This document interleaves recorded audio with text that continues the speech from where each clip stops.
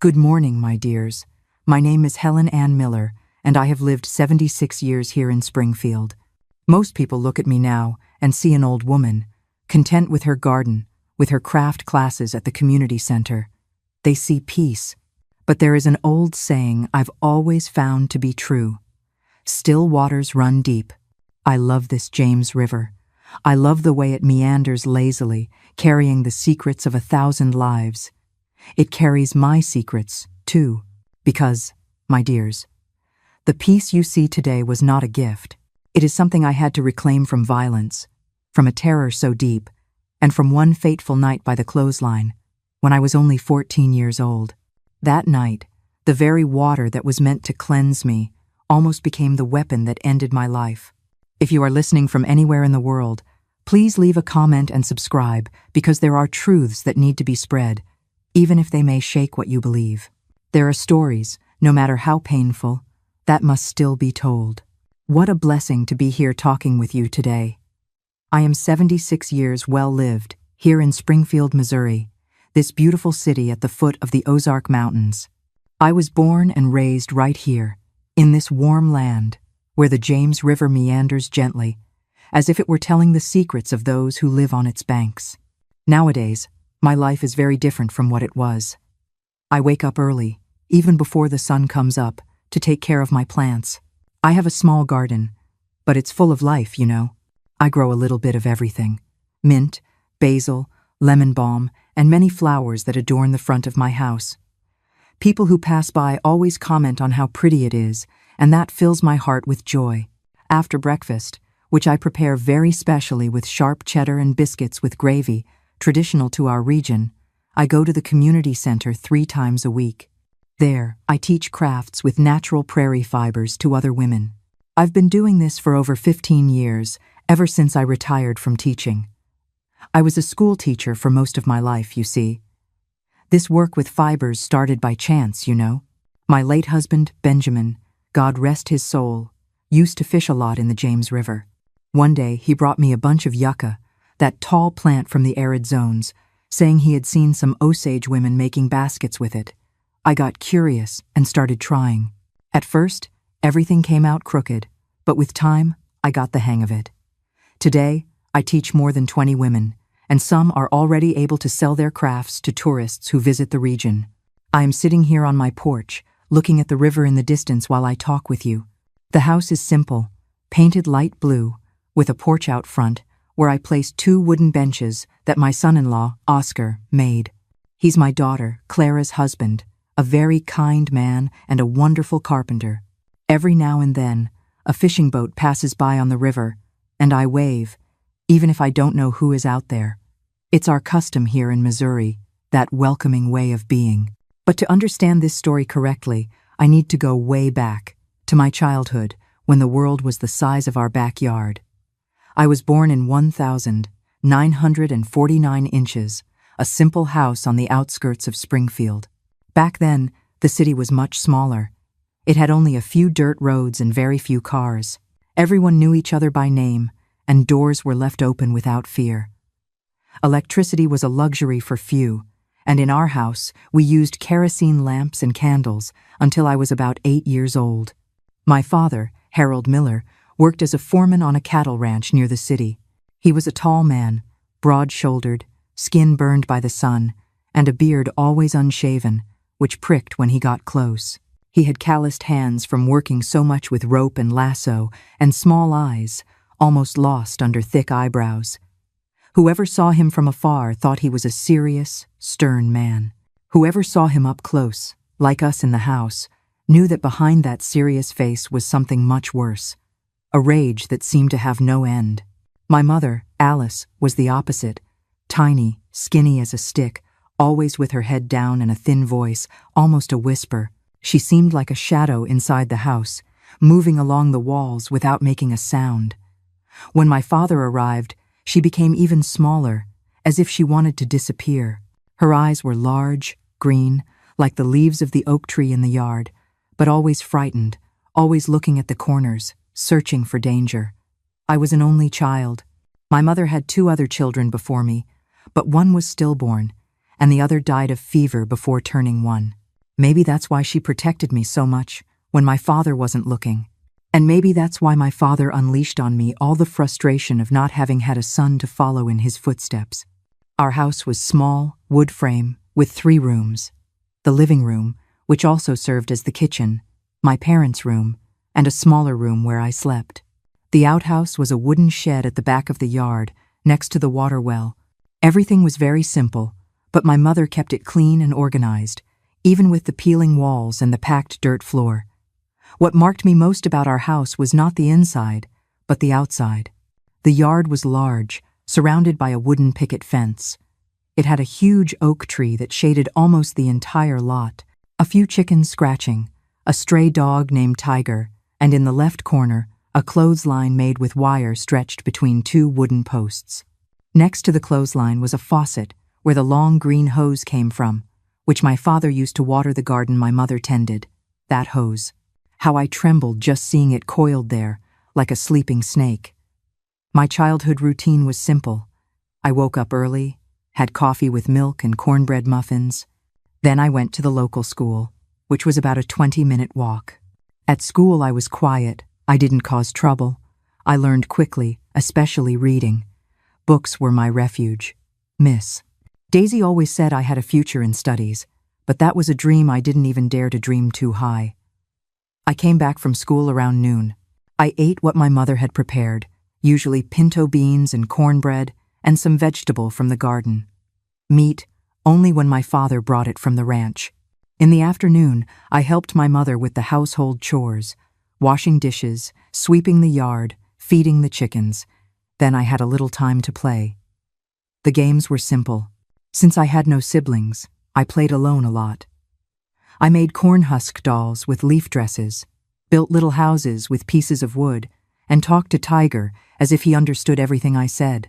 Sometimes Sarah, our neighbor Mrs. Sadie's daughter, came to play with me.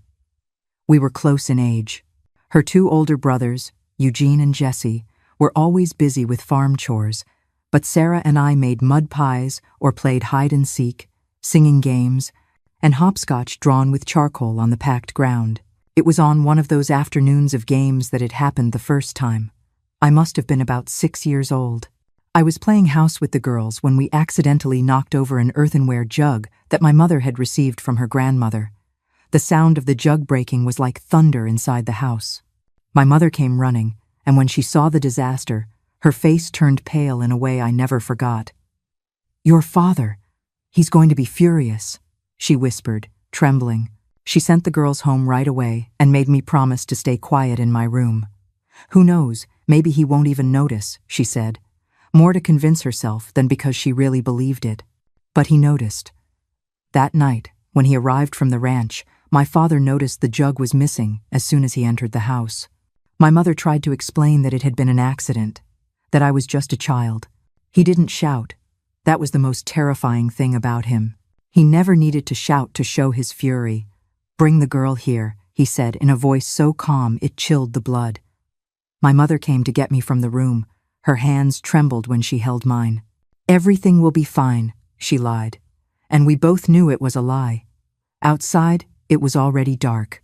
The night was clear, with a full moon illuminating the yard as if it were day.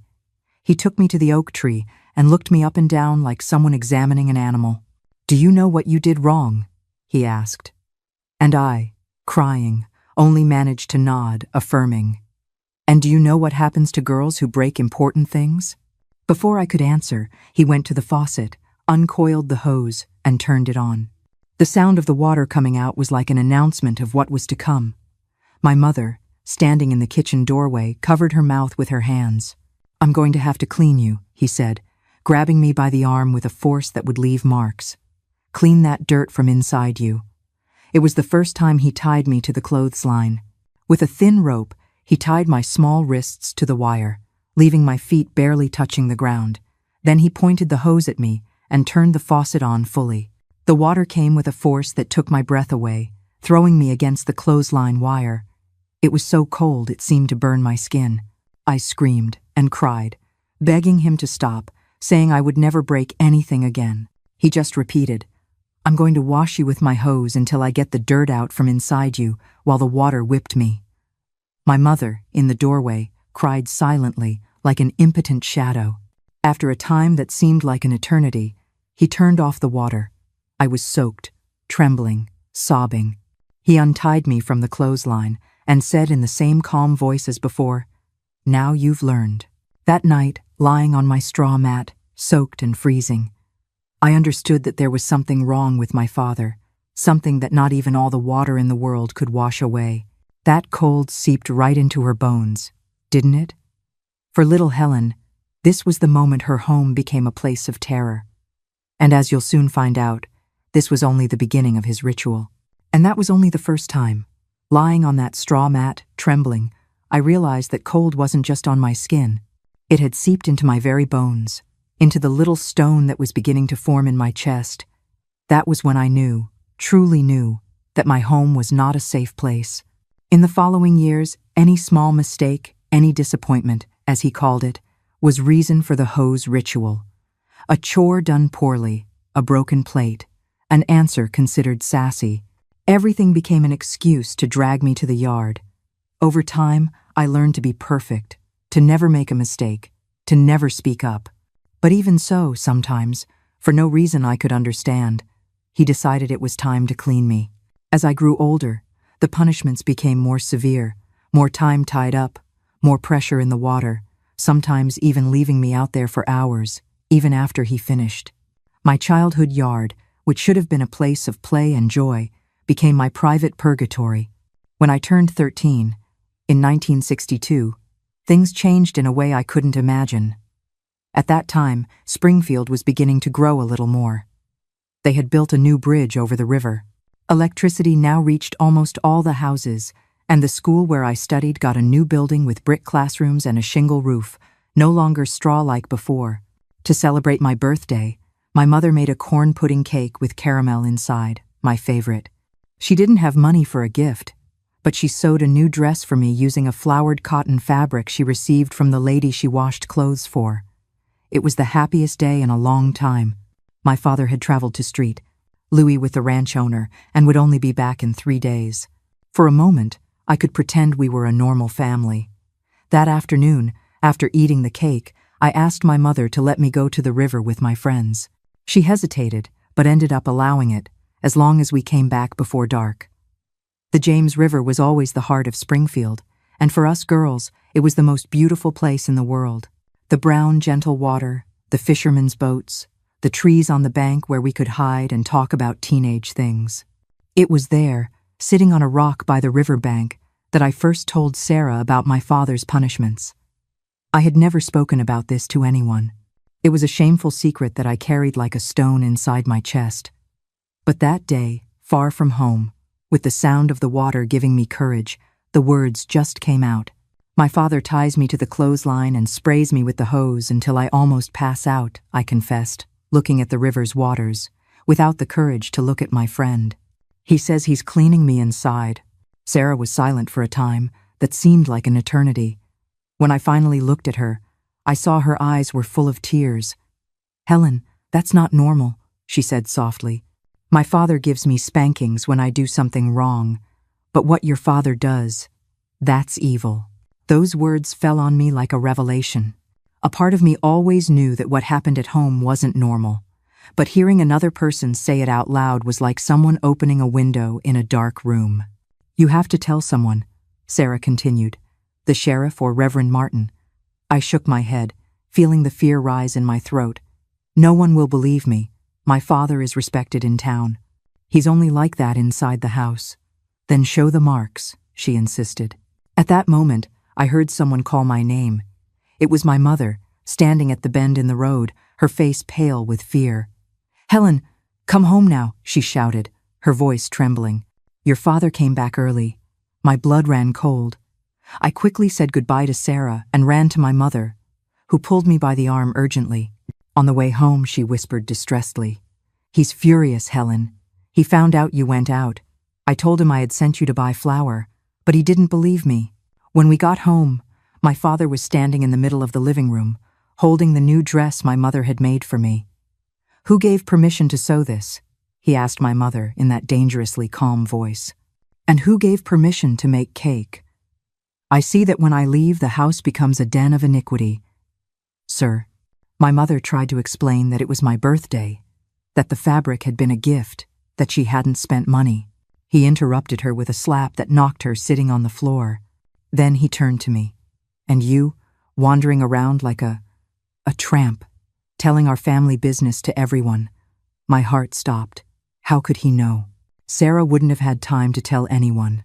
Nash, Mr. Peterson's son, saw you by the riverbank with that Sarah girl, telling family secrets. Nash was an older boy who always looked at me strangely when he saw me on the street. The butcher's son. He was known for being a gossip and malicious. He must have overheard my conversation while hiding. Father, I didn't. I started to say, but he was already heading toward the back door. Come on, he ordered, and don't ask me where. Outside, the sun was beginning to set, staining the sky red. He took me to the clothesline, as he always did. But this time there was something different in the air, a colder, more calculated rage. He took the rope and tied me to the clothesline, but it wasn't by the wrists as usual. This time he passed the rope around my torso, tying my arms to my body. You've been talking too much, he said, grabbing a piece of old rag. We're going to solve that. With a sudden movement, he stuffed the rag in my mouth, tying it behind my head. The fabric tasted like dust and sweat, and I could barely breathe. I started to struggle in panic, but he held me tight. Be still. Today the cleaning is going to be complete. He went to the faucet and turned the hose on at maximum pressure. The water came with a force I had never felt before, like 1,000 needles piercing my skin. He aimed directly at my face, the water going up my nose, into my eyes. I couldn't breathe well with the rag in my mouth, and every time the water hit my face, it was like I was drowning. My mother appeared at the door, screaming for him to stop, saying he would kill me that way. It was the first time I saw her confront my father directly. He dropped the hose for a moment, went to her, and pushed her inside the house with such force that I heard the thud of her body against the wall. When he turned back to me, his eyes had a different gleam, almost satisfied. He picked up the hose again and continued, alternating between spraying water at my face and the rest of my body. The sky darkened completely, and he lit the yard lantern to continue. Now you'll learn, he repeated. I'm going to wash you until all that dirt is gone from inside. I don't know how long I was there. At some point, I started to faint, drifting in and out of consciousness. The last thing I remember is hearing my father say, I think she's learned her lesson now. He didn't just want to clean her, he wanted to silence her, permanently.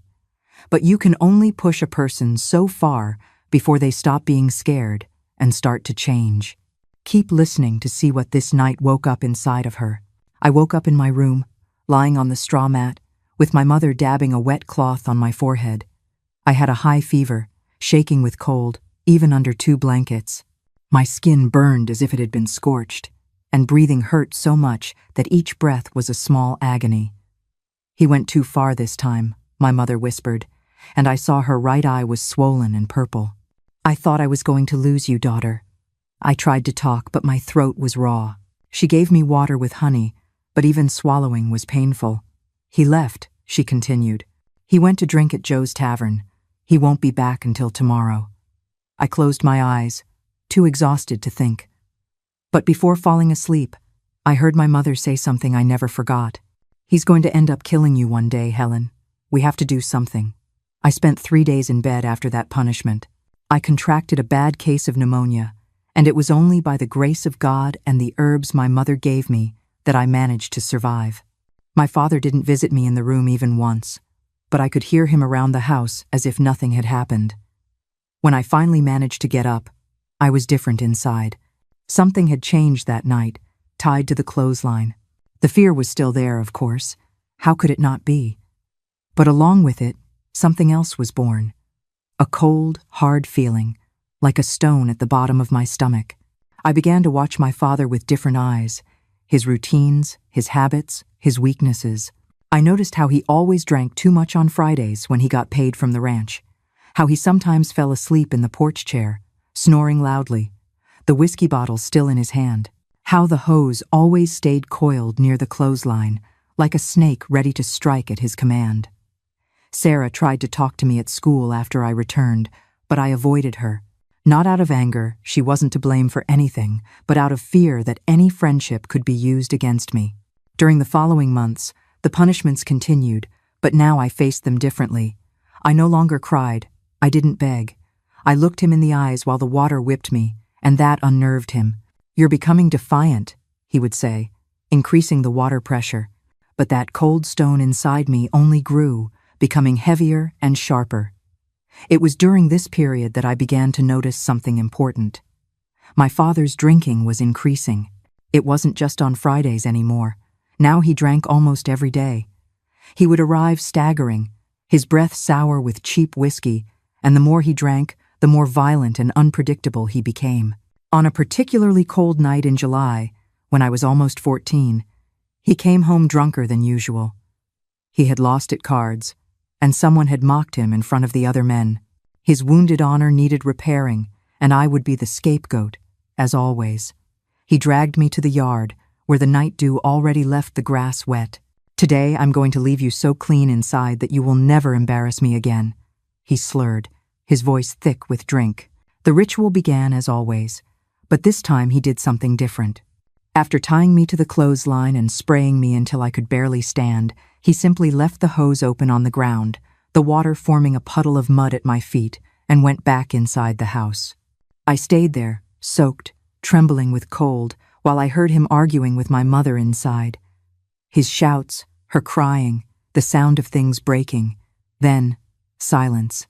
A heavy silence, interrupted only by the continuous sound of the water coming out of the hose. Hours passed. The moon rose in the sky, illuminating the yard with a cold, silvery light. My fingers went numb. My lips turned purple. The cold seeped into my bones, and I felt as if I would never be warm again. At some point, I heard the front door close. My father leaving again, probably to look for more booze. My mother appeared a few minutes later, her face marked by tears and a new bruise. She untied me with trembling hands. "He went too far," she repeated, hugging me as she led me inside. "One day he's going to kill you with that hose, Helen. Or me." It was on that freezing night, while fighting to survive, that something inside me finally broke. The fear froze and turned into a calculating hatred, crystalline as ice. Lying on my straw mat, shaking with shivers, I made a silent promise to myself. That would be the last time he would leave me tied up in the cold, the last time the hose would be used against me. You know, my dears, fear. When it's pushed to the absolute limit, it stops being fear.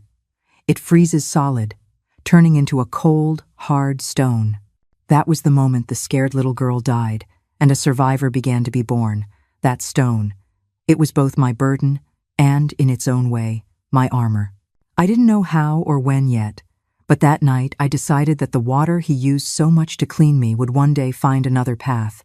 The months that followed were the bleakest of my life. The winter of 1963 was particularly harsh in Missouri, with icy winds coming down from the Ozarks and nights that made your bones chatter. But the cold I felt inside was much worse than any frost. At school, I distanced myself from everyone. I stopped answering the teacher's questions, even knowing the answers. I avoided any contact with Sarah or other friends. The shame and fear transformed me into a shadow, sliding through the hallways unnoticed. Miss Daisy even called me after class once, worried about my change. "Helen, what's going on? You were one of the best students, and now you barely open your mouth," she asked, her kind eyes searching mine. I lowered my head and murmured that everything was fine, just tired from helping more at home. She didn't believe me, of course, but she didn't press much either. In those days, family problems stayed inside the house, like well-kept secrets. At home, things got even worse. My father's alcoholism grew like a weed, taking over everything. He started missing work at the ranch, and soon the owner, Mr. Thomas, came to our house to talk. I heard part of the conversation, hidden behind my bedroom door. "Harold, you were my best man. What's happening? The other hands are talking, and that's not good for you or the ranch, mister," Thomas said, his voice deep and authoritative. My father mumbled apologies. He invented a story about health problems. He promised to do better, but he didn't. 2 weeks later, he came home in the middle of the afternoon, staggering, with a crumpled letter in his hand. "They fired me," he said, throwing the letter on the table. "After 15 years handling that bastard's cattle." My mother turned pale, knowing what that meant for us. The salary from the ranch was our only steady income. She washed clothes for some families in town, but the money barely covered soap and candles. "We'll find a solution," she tried to calm him, her voice small and frightened. "I can take in more laundry. And Helen is big now. She can help too." He turned to her with a look we knew all too well. "So, it's my fault? Are you saying I can't support the family?" What followed was one of the worst beatings my mother ever received. I ran to help her and ended up getting a few blows too. When he finished, he took what was left of the money hidden in an empty lard can and left, slamming the door with such force that the whole house shook. That night, I helped my mother clean her wounds.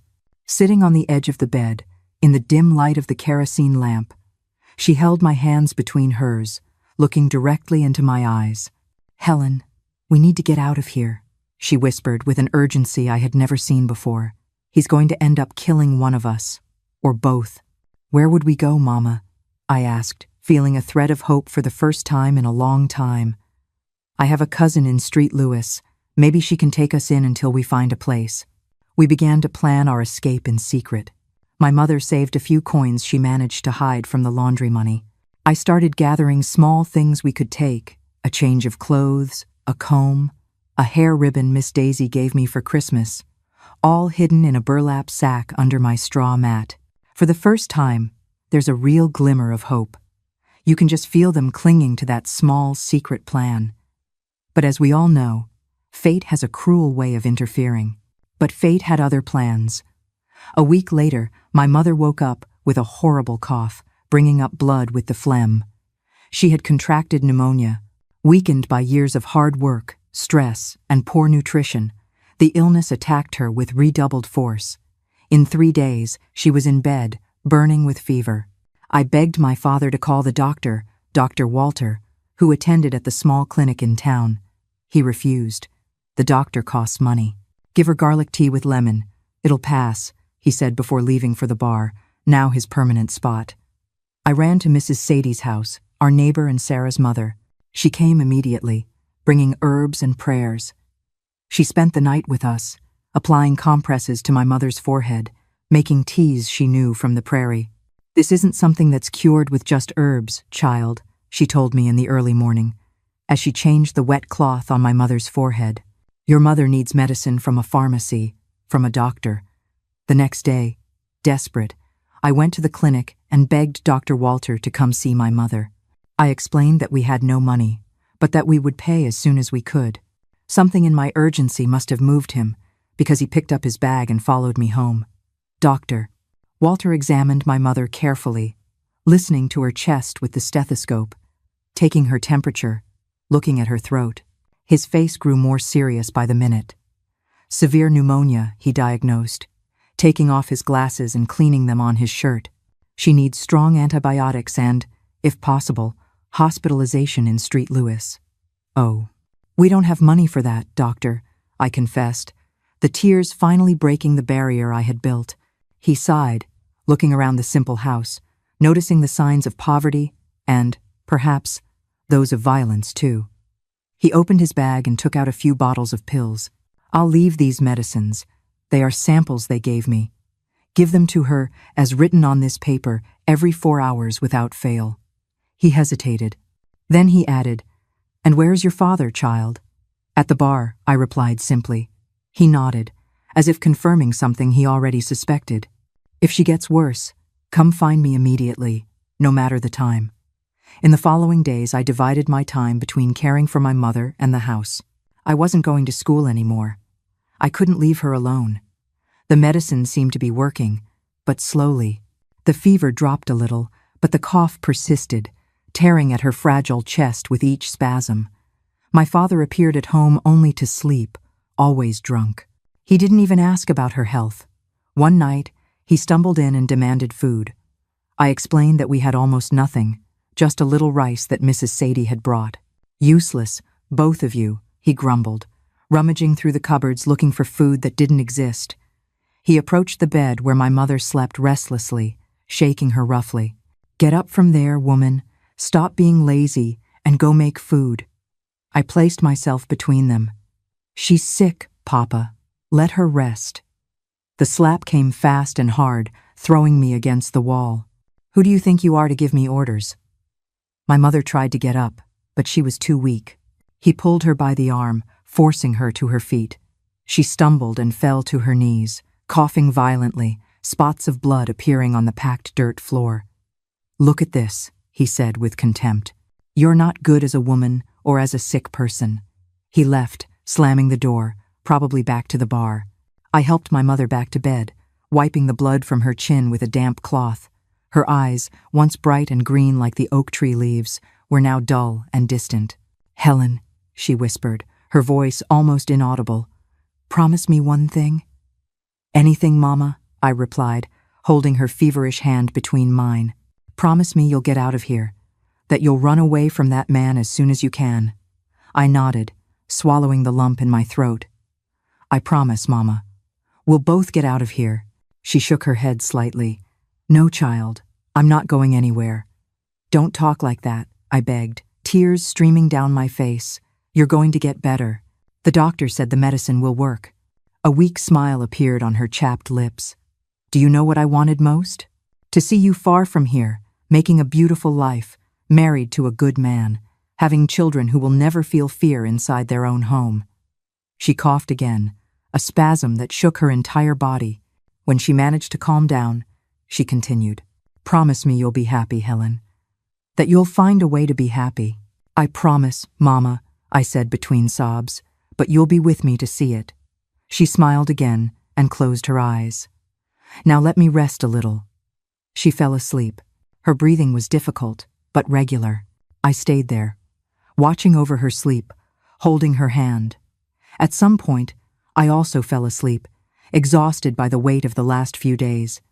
I woke up with a start at the sound of the door.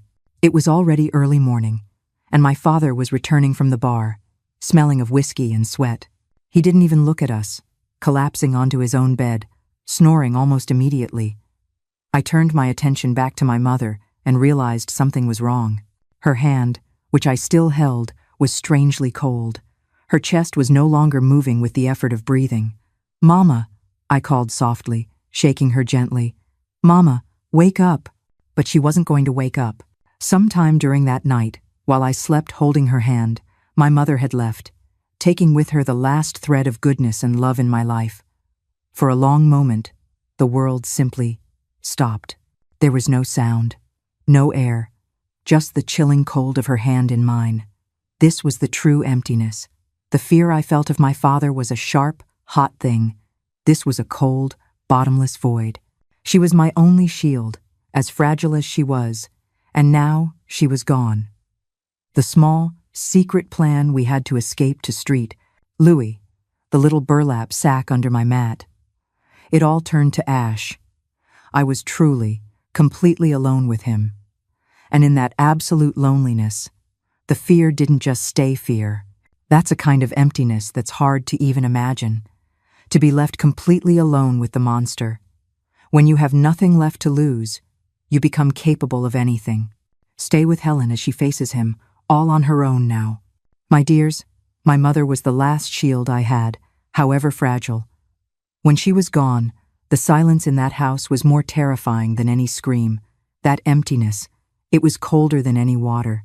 That was when I knew I truly had nothing left to lose. It began to harden, to freeze. The scream that came from my throat woke not only my father but probably the entire neighborhood.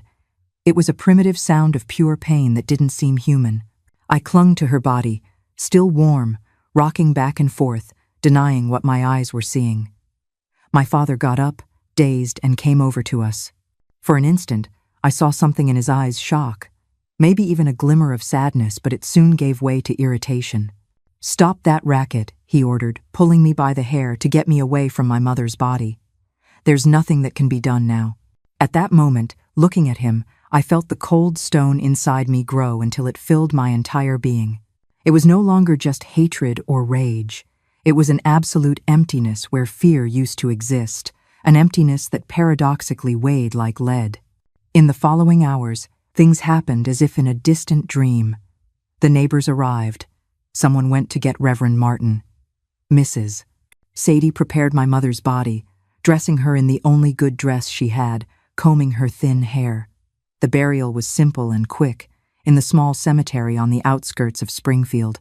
There were few people. My mother, like me, had learned to survive by making herself invisible. The Reverend said a few words. A prayer was said, and dirt was thrown on the simple wooden coffin. My father didn't shed a tear. He stood beside me, sober for the first time in weeks, staring into the hole where the body of the woman who had been his wife for almost 20 years was being lowered. When we returned home, the silence was deafening. My mother's presence, even when quiet and fearful, had always filled that space with something I only now recognized as love. Without her, the house was just empty walls and a roof that didn't truly protect. That night, after my father left again for the bar, as expected, I sat on the edge of my straw mat and looked at the burlap sack hidden underneath it. The few things we had gathered for our escape, an escape that would now be mine alone. I could take that sack and walk out the back door, walk to the highway, and try to get a ride to Street Lewis, look for my mother's cousin, start a new life far from there. But something stopped me. The promise I made to my mother wasn't just to flee, it was to be happy. And I knew, with a cold and absolute certainty, that I would never be happy as long as I carried the weight of what my father had done to her, to me, to our family. I looked out the window at the dark yard, where the clothesline stood out against the night sky. The hose was there, coiled as always, seeming to call me. It wouldn't be that night or the next, but one day, very soon, I would fulfill the promise made to my mother, and the instrument of my liberation would be the same one that had been used to torture me for so many years. After my mother's burial, something changed in our house. Not just her absence, that void that hurt like an open wound, but also my father's behavior. Grief, if we can call it that, manifested in him as an even more intense rage, but focused on me. "You're just like her," he would say, looking at me with contempt as I prepared food or washed clothes. Weak, whiny, useless. The trips to the bar became even more frequent. Without a steady job, he did odd jobs in town. He unloaded trucks, fixed fences, broke horses for smaller ranchers. The money, when it came, didn't last long in his hands, always finding its way to Joe's bar. I also started working, taking my mother's place as a laundress. The same families she washed for now gave me their sheets and shirts with poorly disguised looks of pity. The money was little, but I saved every cent I could hide from my father, dreaming of the day I could leave. I couldn't go back to school. I was too busy working and trying to stay invisible at home. But I sometimes saw Miss Daisy in town, and she once pulled me aside, talking about the possibility of me continuing my studies in Street Lewis, where there was a normal school for teacher training.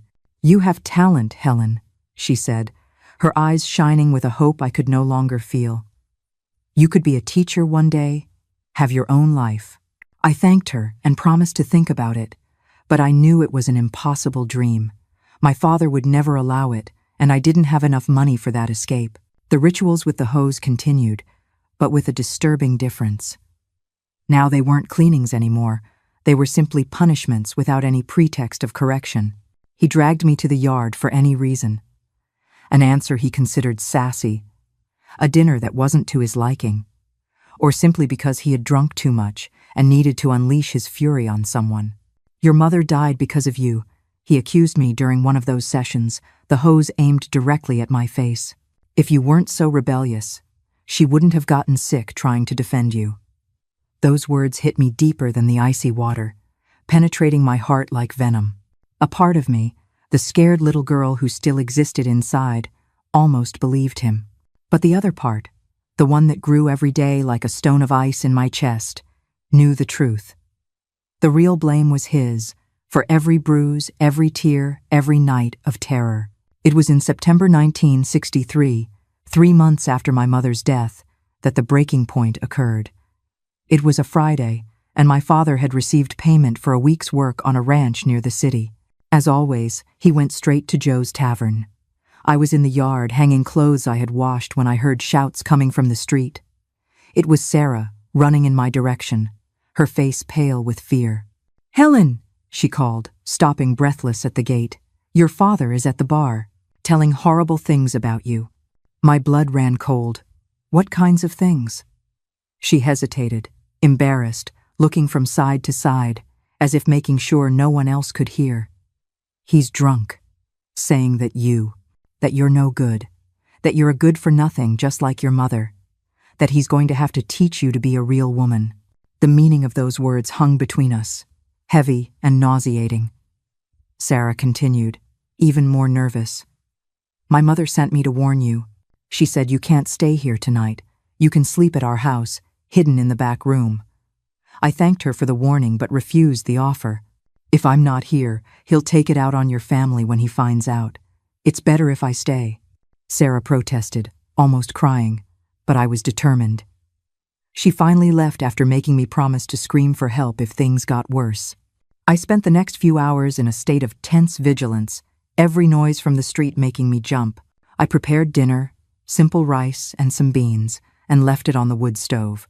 Then I went into my room and took the only thing that could serve as a weapon, a pair of rusty scissors I used to cut fabric scraps. Hidden under my straw mat, the scissors felt heavy and strange in my hand. I had never thought of hurting anyone before, not even him, despite everything.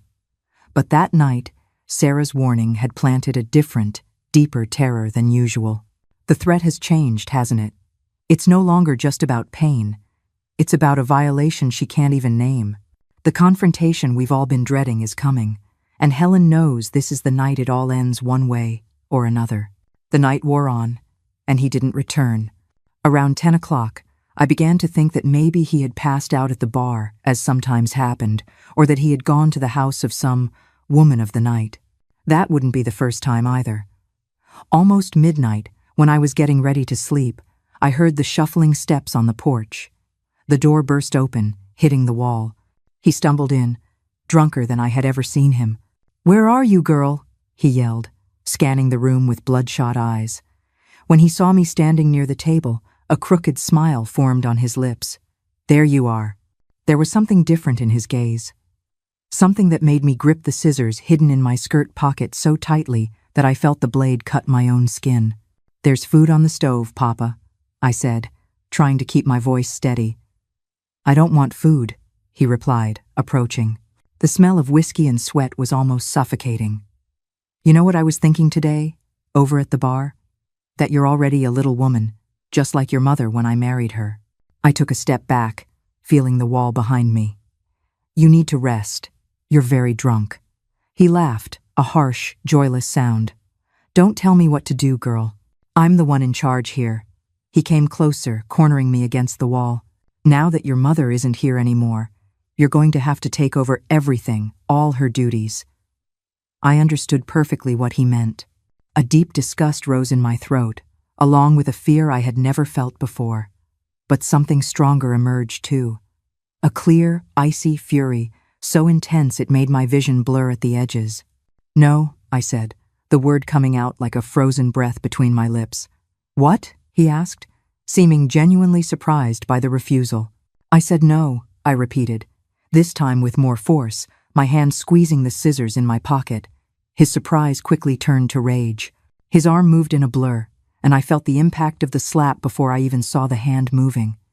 The force of the blow made me hit my head against the wall, and for an instant, I saw stars. "You don't say no to me," he growled, grabbing my arm with enough force to leave marks. "Now we're going outside. I need to give you a bath to clean out that rebellion." He dragged me to the yard, where the full moon illuminated the familiar scene of my torment. The clothesline, the faucet, the green hose coiled like a snake in waiting. "Today, the cleaning is going to be different," he said, his voice slurred by drink, but with a terrifying clarity in his intentions. "I'm going to wash that rebellion out of you, once and for all." As he uncoiled the hose with clumsy movements, I felt something strange happen inside me. The fear was there, of course, but it was as if I could observe it from a distance, separate from me, as if it were no longer part of my being, but just a temporary visitor. In its place grew that stone of ice, no longer the size of a fist, but the size of my entire heart. He approached, staggering, holding the hose in one hand and a rope in the other.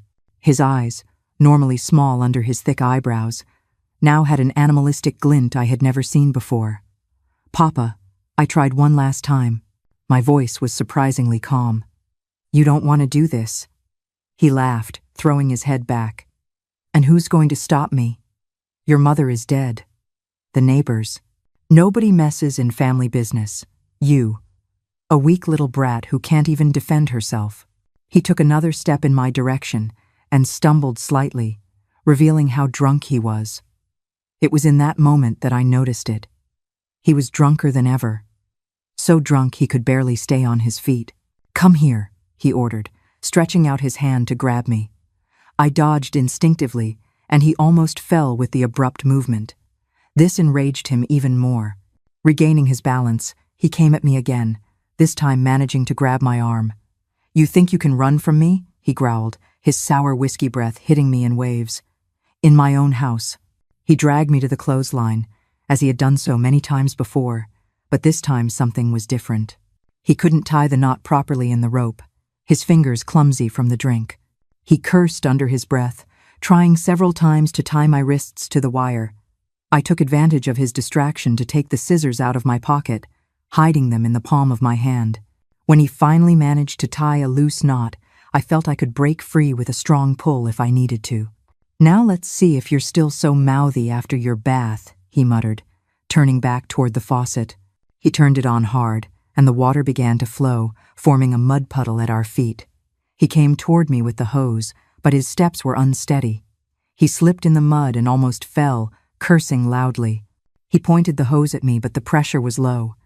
He hadn't opened the faucet completely in his drunken haste. The water hit me, cold as always, but without the devastating force of the other times. I saw the frustration grow on his face when he realized he wasn't getting the desired effect. He dropped the hose on the ground, the water still flowing and forming a small stream of mud, and staggered back to the faucet. While he struggled to increase the pressure, I felt the loose rope on my wrists. With a quick movement, I cut it with the rusty scissors, freeing myself. He didn't notice, busy cursing the faucet that wouldn't cooperate with his trembling fingers. He finally managed to open it fully, and the water shot out forcefully from the hose abandoned on the ground, splashing mud everywhere. When he turned to grab the hose again, he realized I was loose. "How did you?" he began to ask, his face twisting into a mask of fury. "You wretch."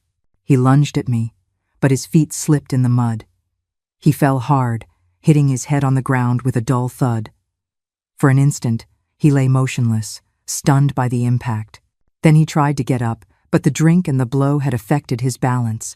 He only managed to sit up, mud dripping down his face, mixed with what looked like blood from a cut on his forehead.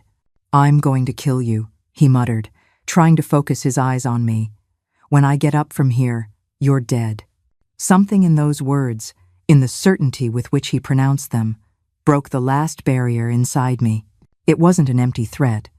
It was a promise he would keep if he had the chance, just as he had promised so many other times that he was going to clean me, and he fulfilled every one of them. I looked at the hose lying on the ground, the water gushing out, washing the mud from its own green skin. It was the snake of my childhood, and for the first time, it felt like it was mine to command, the very symbol of her torture. And now, it's in her control. The balance of power has just shifted in that muddy yard, and what Helen does next, or perhaps what she doesn't do, will define the rest of her life. At that moment, the stone of ice in my chest didn't just expand, it shattered, and in its place was not warmth, but a terrible, clear, and absolute calm. The fear was gone. It had been burned away, or perhaps drowned. I was no longer Helen, the scared little girl waiting for the next blow. I was Alice's daughter, and I was going to live. "I'm not going to die today," I said. My voice was unrecognizable even to myself. "Not by your hands." At that moment, thunder rumbled in the distance. The rainy season was arriving, bringing violent storms. The wind blew hard, shaking the leaves of the oak tree. A sign, perhaps. A sign that nature, too, was tired of the injustice. My father made another attempt to get up, managing to get to his knees. His gaze met mine, and for a brief instant, I saw something I had never seen before. Fear. He sensed the change in me, the transformation of prey into predator. "Helen," he said, his voice suddenly less threatening. "Help me up, daughter." That word, daughter, pronounced for the first time without contempt, sounded false and manipulative. How many times had my mother heard kind words after a beating, only to be broken again days later? How many empty promises, how many temporary regrets? "I'm not your daughter," I replied, my gaze shifting from his face to the gushing hose lying in the mud beside him. "I never was." The sound of rain began to patter on the tin roof of the house. Large drops fell in the yard, mixing with the mud already formed by the hose water. The sky was falling, as if crying all the tears I could no longer shed. My father finally understood that something fundamental had changed. I saw the recognition in his eyes, followed by panic. He tried to get up again, but the mud, now even more slippery with the rain, wouldn't let him. "Helen, stop this nonsense," he ordered, but his voice betrayed his fear. "Turn off that hose and help me inside." I looked at the hose lying in the mud, the water gushing out forcefully, washing the mud from my own legs. So many years being punished with this same water. So many nights trembling with cold and humiliation. "You always wanted to clean me," I said. My voice was almost inaudible under the sound of the rain, which was growing louder, but the dirt was never in me. He realized my intention a second before I acted. His eyes widened, and he tried to scream, but the rain swallowed the sound. I turned my back and went into the house, closing the door behind me. My dears, perhaps you are wondering, perhaps even judging my actions that night. But in that moment I felt nothing, not even hatred. When a person has been cornered for that long, silence also becomes an answer. I did not choose death for him. I simply, finally, chose life for myself. Through the kitchen window, I saw him making new attempts to get up, always slipping in the mud that grew deeper by the minute. The hose continued to gush, the water mixing with the torrential rain, transforming the yard into a small lake of mud. I sat at the table, in the same chair where my mother used to sew at night, and I waited. The rain intensified, punishing the roof with a fury that seemed to reflect the storm inside me. Lightning cut across the sky, briefly illuminating the yard, where my father's figure became less and less visible through the curtain of water. Sometime during the early morning, I fell asleep, physically and emotionally exhausted. When I woke up, the rain had passed, leaving only a gray sky and an oppressive silence. I went to the window and looked out at the yard. He was there, lying face down in a puddle of mud, the hose still gushing water beside him, motionless. The yard looked like a battlefield after the war, devastated, muddy, unrecognizable. I went out the back door, my feet sinking into the cold mud. I approached the body slowly, feeling a strange detachment, as if I were watching the scene from far away. I turned off the faucet, and the sound of the water finally stopped, leaving only the distant chirping of birds announcing the morning. I looked at the fallen man. No longer my father, just a man. His eyes were open, fixed and dull, staring at the sky without seeing. Mud filled his open mouth, as if the earth had finally silenced his screams and threats. At that moment, looking at the body of the man who had been my torment for so many years, I felt no joy, no relief, no guilt. I felt nothing. My dears, you might think I was cold-hearted, but when a soul has endured so much violence, it will shut down to protect itself. That wasn't cruelty, my dears. It was an emptiness, a numbness. It was the price I had to pay to keep breathing. The ice inside my chest had frozen even my ability to feel. I went back inside, washed myself in the basin of water we had in the kitchen, and put on my only clean clothes. Then I sat down at the table again and waited. I waited for the day to fully dawn, for the neighbors to wake up, for someone to notice the abnormal silence coming from our house. It was Mrs. Sadie who came first, worried because I hadn't shown up to pick up the laundry, as I did every morning. When I opened the door, my face pale and my eyes dry, empty, she understood that something terrible had happened. "My father," I said simply. "He came home late last night, very drunk. He went out into the yard during the storm. I think he slipped and drowned. I found him this morning." She looked at me for a long time, her wise eyes scrutinizing beyond my words. Then she nodded slightly and went to get help. The hours that followed the discovery of my father's body passed as if in a hazy dream. Mrs. Sadie called her eldest son Eugene, who went to get Sheriff Wyatt. Soon the small yard was full of men, the sheriff, a few deputies, curious neighbors, and even Reverend Martin, who had come to give the last rites. Sheriff Wyatt was a middle-aged man with a graying mustache and eyes that seemed to see beyond appearances. He examined my father's body, still lying in the mud, and asked a few questions about what had happened. "He came home drunk last night, as always," I explained. My voice was monotone, without emotion. "He started arguing with me, and then went out into the yard. It was raining very hard.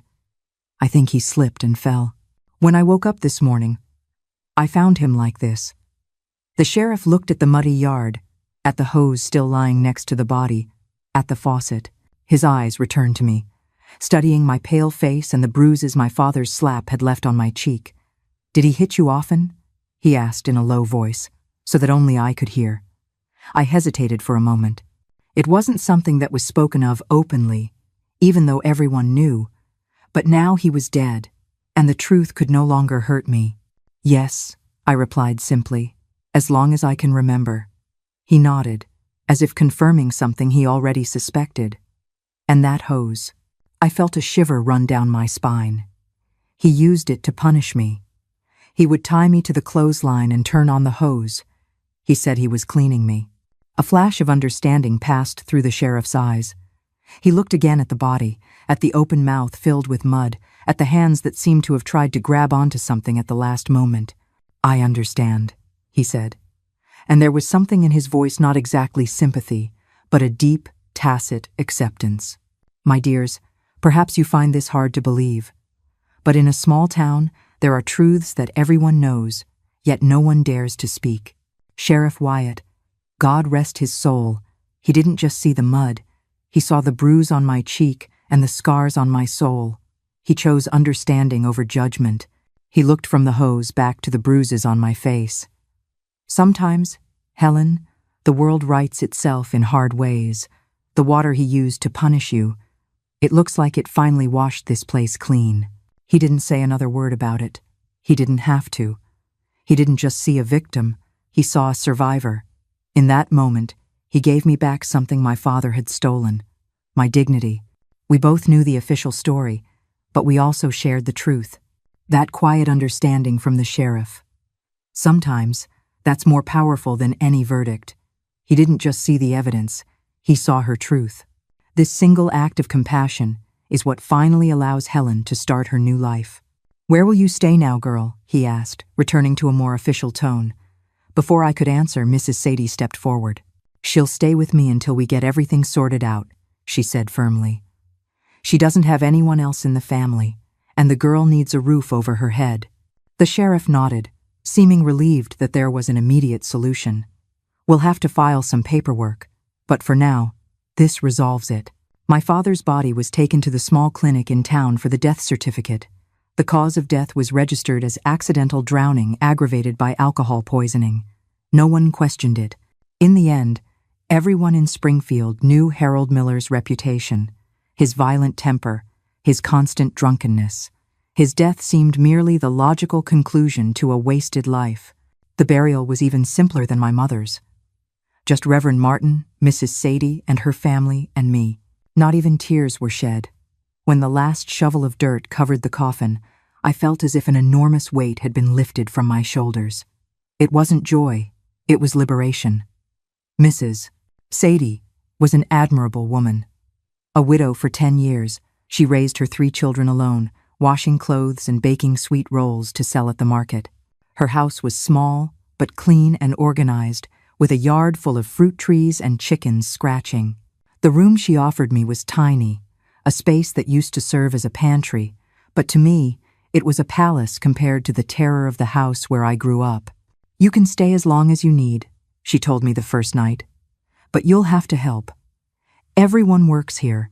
It was fair. In the days that followed, I learned the house's routine. We woke up before dawn to light the wood stove. While Mrs. Sadie prepared the dough for the pastries and breads she would sell, I took care of the laundry. Sarah, her eldest daughter, helped make the sweet rolls. The two boys, Eugene and Jesse, took care of the garden and the small house repairs. It was a simple life, with a lot of work, but there was something I had never experienced before: peace. There were no shouts, no threats, no constant terror of the hose. At night, we sat on the porch to listen to the radio, and sometimes they played the guitar, filling the air with country songs. 2 weeks after my father's death, Sheriff Wyatt showed up at Mrs. Sadie's house with some papers. "The house where you lived with your parents," he explained. "Technically, it's yours now. Your father bought it many years ago, and you are the only heir." The news took me by surprise. I had never thought of the house as mine. It was the scene of my nightmares, nothing more. "I don't want to go back there," I said quickly, feeling the panic rise in my throat. The sheriff raised his hand in a calming gesture. "You don't have to go back, but the house has value. You could sell it and use the money to start over somewhere else. Maybe Street Louis, as your teacher suggested." The idea lit a small flame of hope inside me. The possibility of leaving Springfield, leaving behind not only the house but all the painful memories the city held. Mrs. Sadie, who was listening to the conversation, intervened. "The girl is still underage. How does that work?" "Normally we would need a legal guardian," the sheriff explained. "But considering the special circumstances, and if you agree to be the temporary guardian, we can expedite the process." And so, at 14, I found myself owning a house and with the possibility of choosing my own path. With the help of Sheriff Wyatt, who seemed to take my case on as a personal mission, the house was sold to a merchant from Street Louis who wanted to set up in Springfield. The value wasn't much, but for a girl who had never owned anything in her life, it seemed like a fortune. Following Mrs. Sadie's advice, I put the money in the only bank in town to use when I turned 16 and could go to Street Louis to study. "Until then," she said, "you stay here with us, help with the work, and continue in school. Education is the one thing no one can take from you." The following months were of adaptation and growth. I went back to dedicating myself to my studies with enthusiasm, making up for the lost time when my father's violence occupied all my thoughts. Miss Daisy, knowing my situation, gave me extra books to study and guided me on the admission exam for the normal school in Street Louis. Little by little, the ice in my chest began to melt, not completely, but enough for me to feel small joys again. The taste of a freshly picked apple from the tree, the coolness of the James River on a hot afternoon, the sound of the guitar on full moon nights. Sarah became my inseparable friend again. Together, we made plans for the future. She dreamed of marrying a boy from the next town who came to sell cheese in Springfield once a month. I dreamed of the freedom that studies would bring me. When I turned 16, in 1965, I was ready to take the next step. The exams for the normal school in Street Louis would be in January 1966, and I was determined to pass. I studied every night after work by the light of a kerosene lamp, memorizing math formulas and grammar rules. The day before my departure for Street Louis, where I would stay at the house of a cousin of Mrs. Sadie's to take the exams, something unexpected happened. Sheriff Wyatt appeared at our door holding an envelope. "Helen," he said after the usual greetings, "I found this among your father's belongings that were stored at the station. I thought you should have it. It was an old photograph, yellowed with time. It showed a young woman with long hair and green eyes, smiling shyly at the camera. In her arms, she held a baby, wrapped in a light blanket. Your mother," the sheriff explained, seeing my confused expression.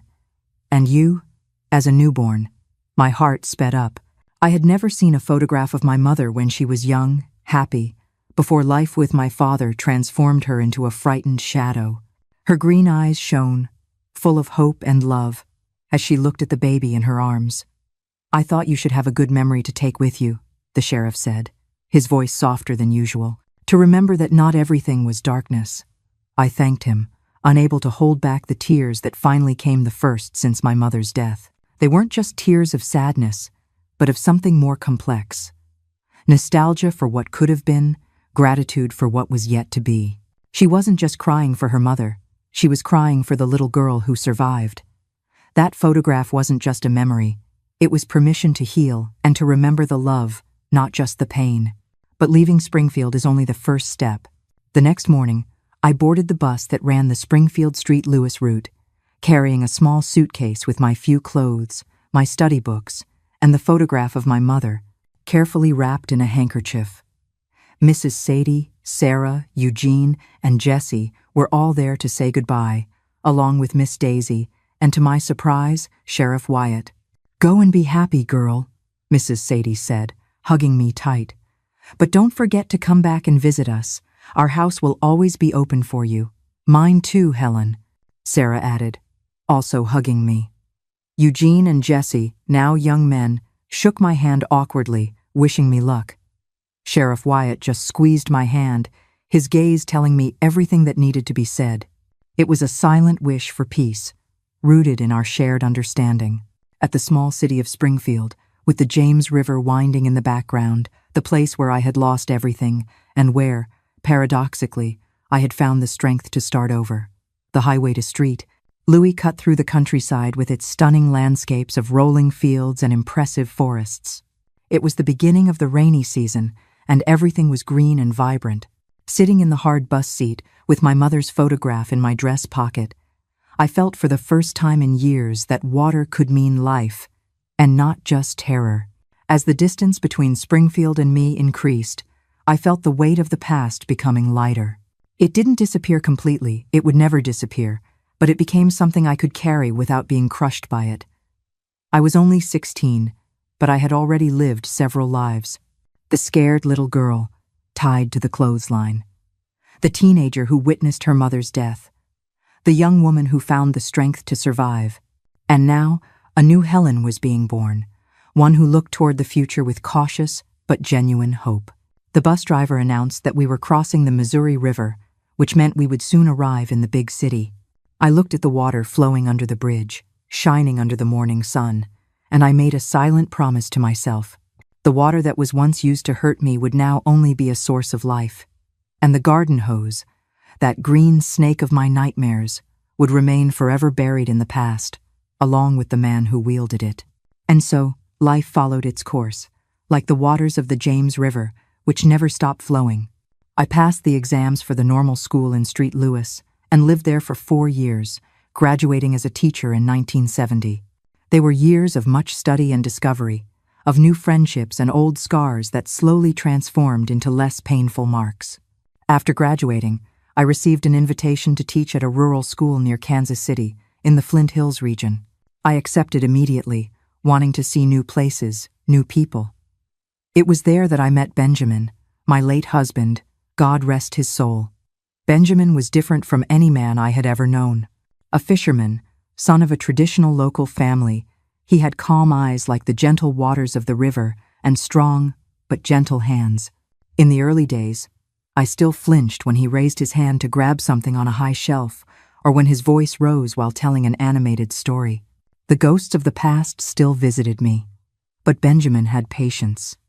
"One day you'll trust me completely," he would say, without ever pressing me for explanations I wasn't ready to give. And he was right.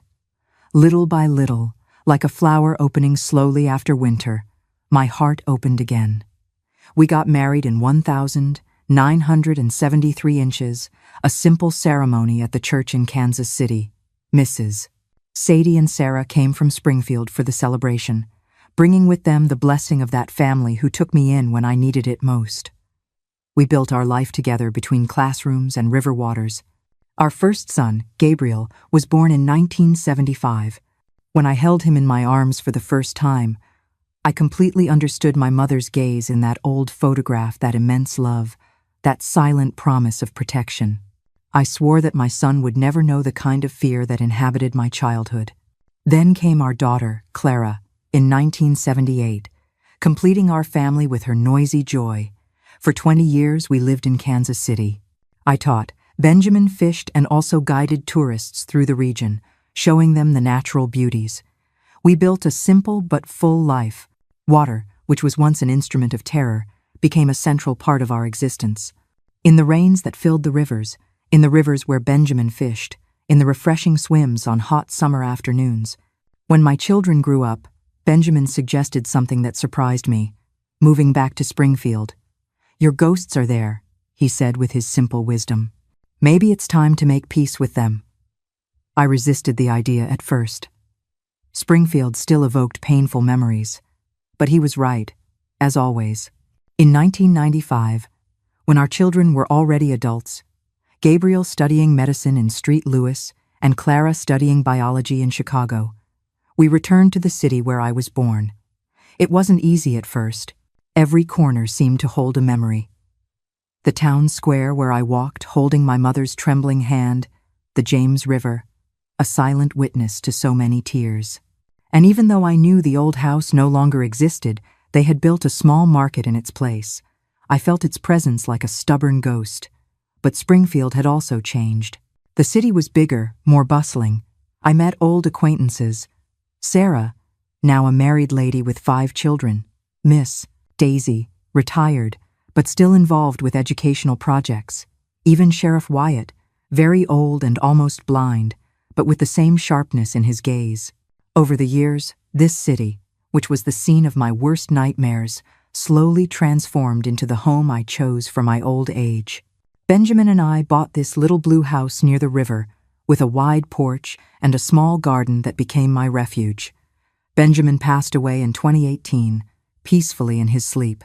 It was 45 years of a marriage that taught me the meaning of true love, the kind that builds, that respects, that leaves no marks other than longing when it ends. There wasn't a single day that he raised his voice or his hand against me or our children, not a single day. Today, at 76, I have the privilege of being a grandmother to 5 wonderful grandchildren. Gabriel's 3 children, Lily, Matilda, and Theo, and Clara's 2, Anthony and Grace. They come to visit me on vacations, filling this house with laughter and messes. They are children who grow up without fear, who play freely, who know they are loved unconditionally. My routine is calm. As I told you at the beginning of our conversation, I take care of my plants. I teach crafts at the community center. I read a lot, something I always loved to do.